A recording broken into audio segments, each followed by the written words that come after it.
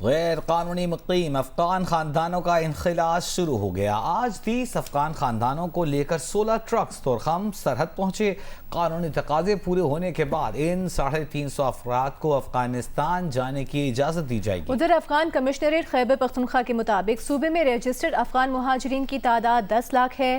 7,75,000 افغان غیر قانونی طور پر پاکستان میں داخل ہوئے۔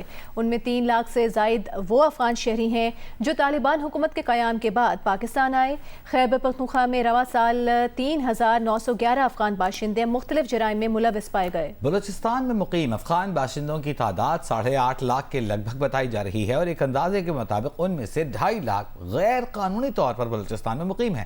افغان میڈیا کے مطابق افغان قائم مقام وزیر دفاع ملا محمد یعقوب نے غیر قانونی مقیم افغان باشندوں کو بے دخل کرنے کے پاکستان کے فیصلے کو غیر منصفانہ قرار دیا ہے۔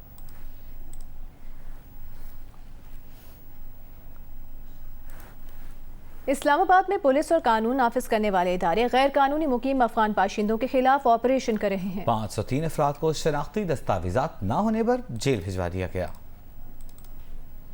شہر اقتدار اسلام آباد میں غیر قانونی طور پر مقیم باشندوں کے خلاف کارروائیاں تقریباً 2 ماہ سے جاری ہیں۔ پولیس ترجمان کے مطابق مختلف آپریشنز میں 1126 افراد کی جانچ کی گئی، جن میں سے 623 افراد کو قانونی شناختی دستاویزات پیش کرنے پر چھوڑ دیا گیا، جبکہ 503 افراد کو دستاویزات نہ ہونے پر جیل بھیج دیا گیا۔ ان ملزمان کو 14 فورنز ایکٹ کے تحت مختلف عدالتوں میں پیش کیا جا رہا ہے۔ پولیس ترجمان نے شہریوں سے اپیل کی ہے کہ غیر قانونی مقیم غیر ملکی باشندوں کے بارے میں اطلاع دیں اور کسی ایسے فرد کو رہائش یا ملازمت فراہم نہ کی جائے، یہ جرم ہے۔ وفاقی حکومت کی ہدایت پر سی ڈی اے نے مارگلہ ٹاؤن کے قریب غیر قانونی افغان بستی مسمار کر دی۔ آپریشن کے دوران ضلعی انتظامیہ اور اسلام آباد پولیس کی نفری موجود رہی۔ سی ڈی اے حکام کا کہنا ہے اسلام آباد میں غیر قانونی بستیوں، تعمیرات اور تجاوزات کا مکمل خاتمہ کیا جائے گا۔ احمد سبحان، جیو نیوز، اسلام آباد۔ نیپرا نے اگست کی ماہانہ فیول پرائس ایڈجسٹمنٹ کی مد میں بجلی مزید مہنگی کر دی۔ فی یونٹ بجلی پر 1 ماہ کے لیے ₹1.71 بڑھا دیے۔ یہ اضافی وصولی اکتوبر کے بلوں میں وصول کی جائے گی۔ اس اضافے سے بجلی صارفین پر تقریباً 31 ارب روپے کا اضافی بوجھ پڑے گا۔ اس فیصلے کا اطلاق لائف لائن صارفین اور کے الیکٹرک پر نہیں ہوگا۔ اور ٹیم پاکستان کل اپنے پہلے میچ میں حیدرآباد دکن میں نیدرلینڈز کا سامنا کرے گی۔ ٹیم میں 6 batters, 2 all rounder, 3 fast bowlers کی شمولیت کا امکان ہے۔ پاکستان کی ممکنہ فائنل 11 میں امام الحق کے ساتھ اننگز کا آغاز فخر زمان کریں گے یا عبداللہ شفیق، اس کا فیصلہ ہونا بھی باقی ہے۔ دیگر بیٹرز میں بابر اعظم، محمد رضوان، سعود، شکیل، افتخار احمد شامل ہوں گے۔ اسپن بولنگ کا شعبہ شاداب خان اور محمد نواز سنبھالیں گے، جبکہ پیس اٹیک شاہین آفریدی، حارث رؤف اور حسن علی پر مشتمل ہوگا۔ پاکستان اور نیدرلینڈز کا میچ کل دوپہر 1:30 بجے شروع ہوگا۔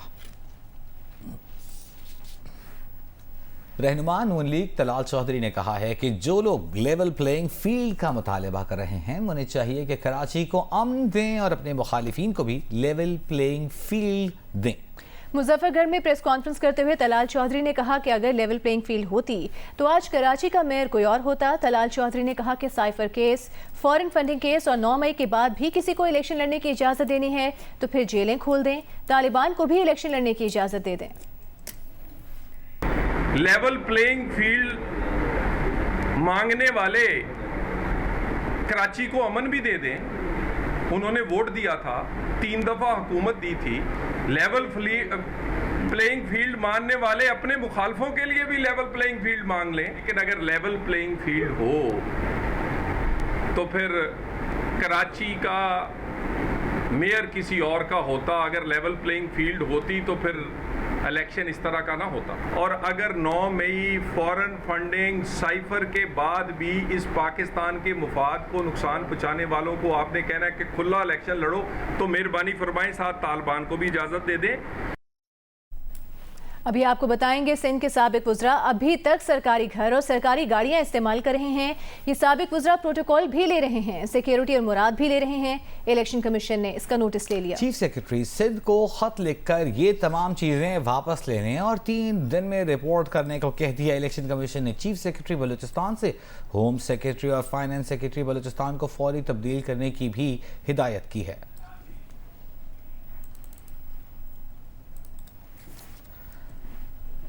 نون لیگ کے رہنما عطا تارڑ نے کہا ہے کہ عثمان ڈار 9 مئی کے واقعے کے گواہ ہیں. اگر وہ مجسٹریٹ کے سامنے بیان دیتے ہیں تو چیئرمین تحریک انصاف کے لیے شدید مشکلات ہو سکتی ہیں. کیپٹل ٹاک میں گفتگو کرتے ہوئے چیئرمین تحریک انصاف کے ترجمان قانونی امور نعیم حیدر پنجوتھا نے کہا کہ اغوا کر کے عدالت میں 164 کا بیان دلوان دینے کی کوئی قانونی حیثیت نہیں ہوتی.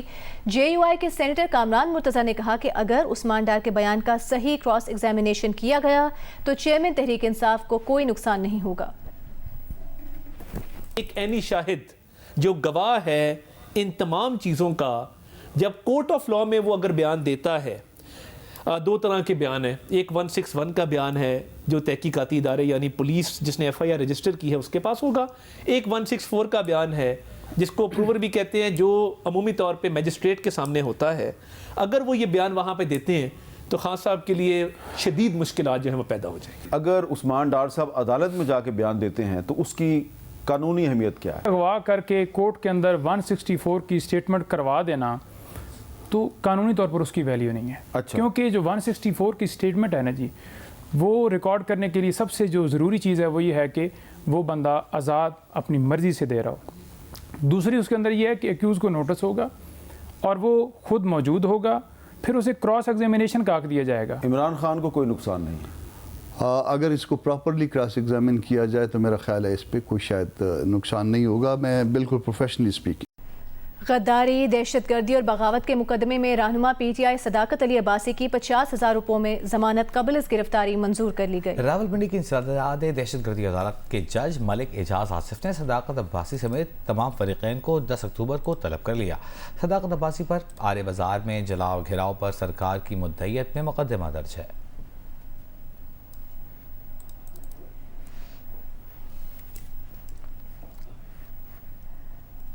سابق وزیر دفاع خواجہ آصف نے کہا ہے کہ عثمان ڈار کی والدہ اگر ان کے خلاف الیکشن لڑنا چاہتی ہیں تو سو بسم اللہ وہ الیکشن لڑیں گے. جیو نیوز کے پروگرام آج شاہ زیب خانزادہ کے ساتھ میں گفتگو کرتے ہوئے خواجہ آصف نے کہا کہ عثمان ڈار کے گھر والوں کی باتوں میں تضاد ہے. پہلے یہ لوگ آپس میں طے کر لیں کہ عثمان ڈار کو انہوں نے گن پوائنٹ پر گرفتار کرایا ہے یا کوئی اور وجہ ہے. عثمان ڈار نے جو باتیں کی وہ باتیں پہلے بھی تحریک انصاف کے دیگر رہنما کر چکے ہیں. ساری شہادتیں اس بات کی نشاندہی کرتی ہیں کہ 9 مئی کے واقعات منصوبہ بندی کے تحت ہوئے.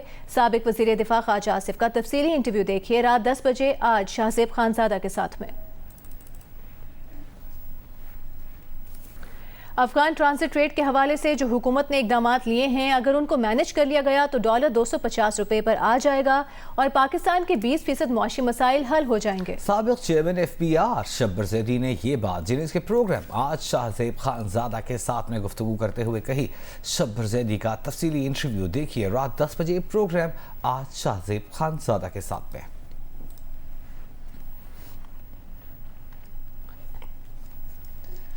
پاکستان بزنس کونسل کا کہنا ہے کہ افغان ٹرانزٹ ٹریڈ کے غلط استعمال کے خلاف کی جانے والی کوششوں پر خوشی ہے. افغان ٹرانزٹ ٹریڈ تجارت سے پاکستان میں کپڑے، کاسمیٹک، ٹائر، کالی چائے، میوے اور گھریلو سامان سمگل ہو رہا تھا. افغان ٹرانزٹ تجارت کا غلط استعمال ملکی معیشت، صنعت اور افرادی قوت کو بے روزگار کر رہا تھا. ڈیوٹیز اور ٹیکسز کا نقصان ہو رہا تھا. پاکستان بزنس کونسل ایک عرصے سے ان حساس اشیاء کی کوالٹی کنٹرول کی وکالت کرتی آئی ہے. ٹرانزٹ تجارت میں منگوائی جانے والی اشیاء افغانستان کی طلب کے مطابق ہونی چاہیے. خام مال کے دائرہ کار کو جانچنا چاہیے. افغانستان میں جو صنعتیں نہیں ان کا خام مال بھی ٹرانزٹ ریٹ میں آ رہا ہے.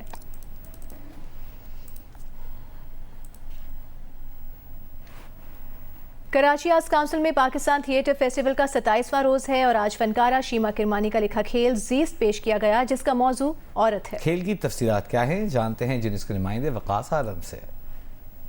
آج جو ہے وہ آرٹس کونسل آف پاکستان کا جو ہے وہ 27واں روز ہے. پاکستان تھیٹر فیسٹیول جو ہے وہ آب و تاب سے جاری ہے اور مختلف موضوعات پر مختلف کھیل پیش کیے جا چکے ہیں. ہمارے درمیان شیما کرمانی صاحبہ موجود ہیں. ہم ان سے جانتے ہیں جیس کس بارے میں ہے اور اس کا موضوع کیا ہے. پچھلے تقریباً 50 سال سے ہم لوگ کھیل پریزنٹ کر رہے ہیں. ہم اس فیلڈ میں ہیں.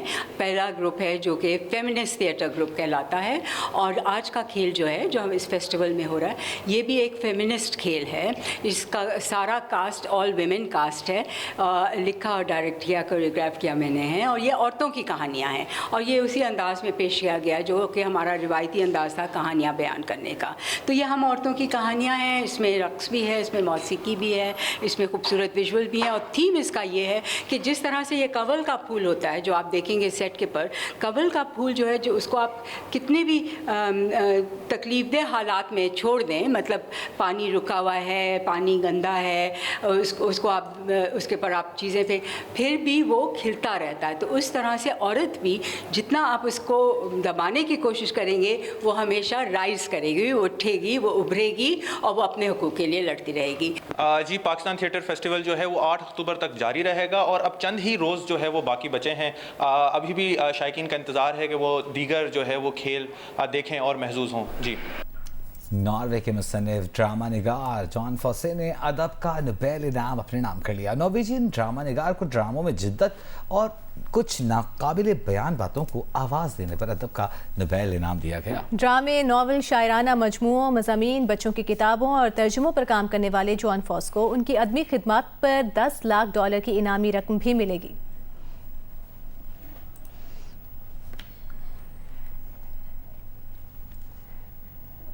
और अब आपको बताएं कि साबिक वज़ीर आज़म शहबाज शरीफ से लाहौर और पंजाब ट्रेडर्स एसोसिएशन के ओहदेदारों और नुमाइंदों ने मुलाकात की। मुस्लिम लीग नून के सीनियर रहनुमा हमजा शहबाज भी इस मौके पर मौजूद थे।